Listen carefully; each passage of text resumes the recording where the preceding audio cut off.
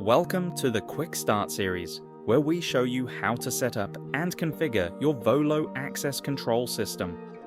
In this video, we will be looking at editing a controller in a few simple steps. Let's get started. Select the customer the controller belongs to. Navigate to the Site's menu option in the top bar. Find the site. You can use the search option in the top right corner. Click on the icon in the controllers column. Then click on the controller icon next to the name of the controller you wish to edit. Click Edit. You can change the name of the controller and select whether it is allowed to Auto Reinstate, which resends all configuration settings to the controller. Press Save and Close, and then click OK to close the window. That's it. Your controller is now updated.